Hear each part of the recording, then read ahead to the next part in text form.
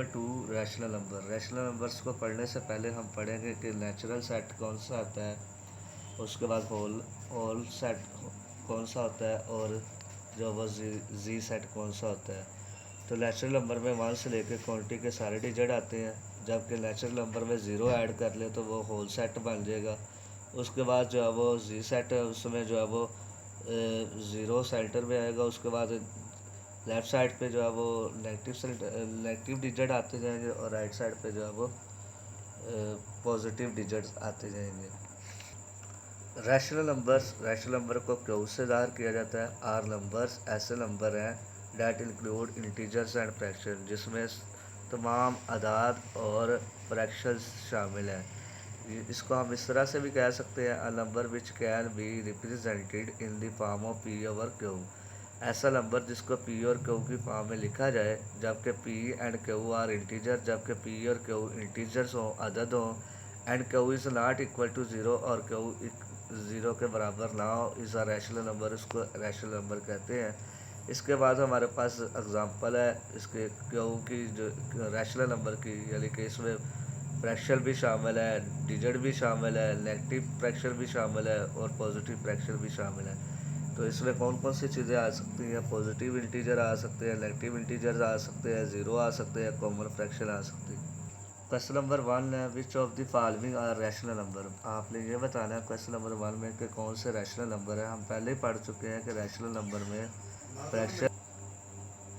Question number 1, which of the following are rational number. कौन सा number जो है वो रैशनल नंबर है? तो सबसे पहले हमारे पास डिजिट है 3।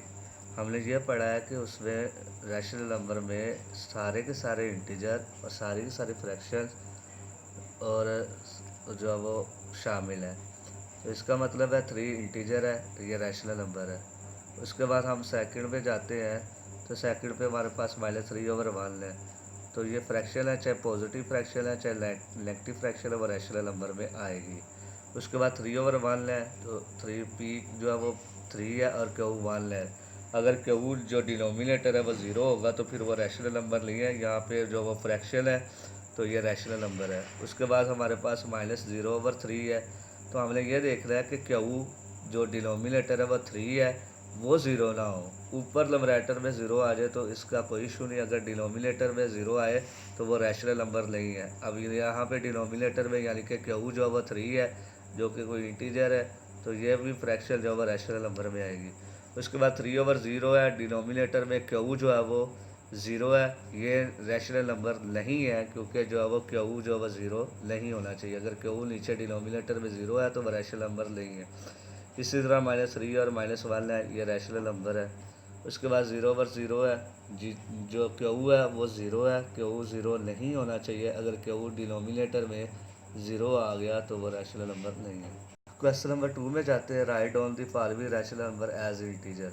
जो रैशनल नंबर्स है उनको हमने इंटीजर्स में लिखना है। तो हम सिंपल क्या करेंगे कि हमारे पास फ्रैक्शन है 7/1, हम डिनोमिनेटर ख़त्म कर देंगे तो हमारे पास जो है वो इंटीजर आ जाएगा। यहाँ पे हमारे पास 7/1 है, तो डिनोमिनेटर ख़त्म किया तो हमारे पास 7 इंटीजर बन गया। -5/1 है, डिनोमिनेटर 1 ख़त्म किया तो हमारे पास 5 जो है वो इंटीजर आ गया। -9/1 है, डिनोमिनेटर 1 ख़त्म किया तो हमारे पास इंटीजर -9 बन गया। हमारे पास -21 है और -1 है, माइनस नोमिनेटर में भी और डिनोमिनेटर वो काटे जाते हैं, तो हमारे पास फ्रैक्शन आएगी 21/1। तो हम डिनोमिनेटर को ख़त्म कर दे तो हमारे पास 21 सिर्फ रहता है न्यूमरेटर में, तो वहाँ हमारे पास इंटीजर आ जाएगा। उसके बाद क्वेश्चन नंबर 3 में हमें कहता है, write on the rational number whose numerator is. Numerator हमारे पास -7 है, मल्टीप्लाई 2 से करना है, और डिनोमिनेटर में हमारे पास 21 -2 है। तो सबसे पहले ऊपर न्यूमरेटर आता है फ्रैक्शन में, और फ्रैक्शन में जो नीचे डिनोमिनेटर में वो नीचे आता है। तो न्यूमरेटर में हमारे पास -7 × 2 है, तो प्लस को माइनस से मल्टीप्लाई किया, प्लस माइनस माइनस आएगा, दोनों मल्टीप्लाई करेंगे, 7 × 2 = 14, तो ये -14 आ जाएगा। नीचे डिनोमिनेटर में 21 में से 2 माइनस किया तो प्लस का 19 आ गया। Write down the rational number whose numerator is 15 - 4, यानी कि न्यूमरेटर में 15 में से -4 करना है, और डिनोमिनेटर को 37 को मल्टीप्लाई करना है -2 से, तो हमारे पास रैशनल नंबर क्या आता है। तो इसको हम इस तरह से सॉल्व करते हैं। न्यूमरेटर में हमारे पास 15 - 4 है, और डिनोमिनेटर में 37 मल्टीप्लाई -2 है। तो 15 में से -4 गया तो प्लस का 11, 37 प्लस का और माइनस का 2, प्लस माइनस माइनस हो जाएगा, दोनों मल्टीप्लाई किया तो 37 को -2 से मल्टीप्लाई किया तो माइनस का 74। तो हमारे पास मुतलका रिक्वायर जो है वो रैशनल नंबर आया 11/-74। सेकंड पार्ट में कहता है express the above rational number with a positive denominator.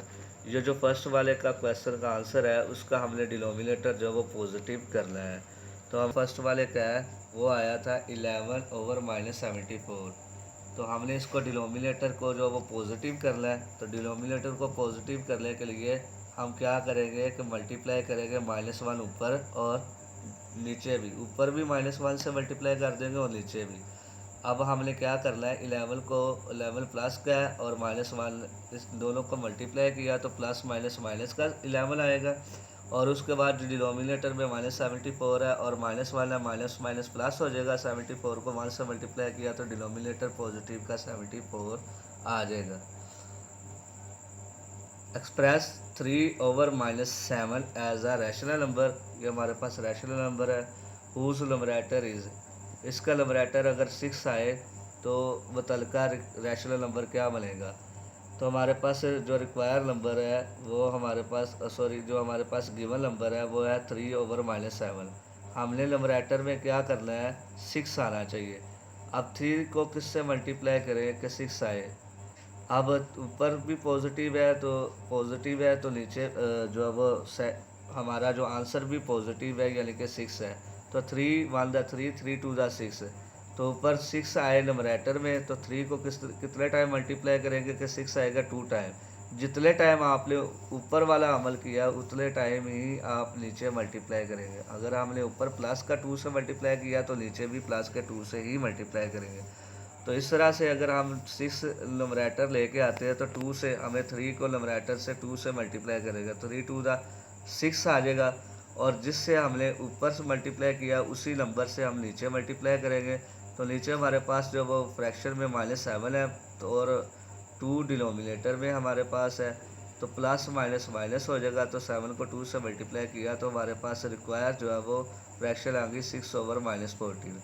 Second में हमें क्या रहा है कि नंबरेटर में -15 आना चाहिए। हमारे पास जो गिवन रैशनल नंबर है या फ्रैक्शन है वो 3/-7 है।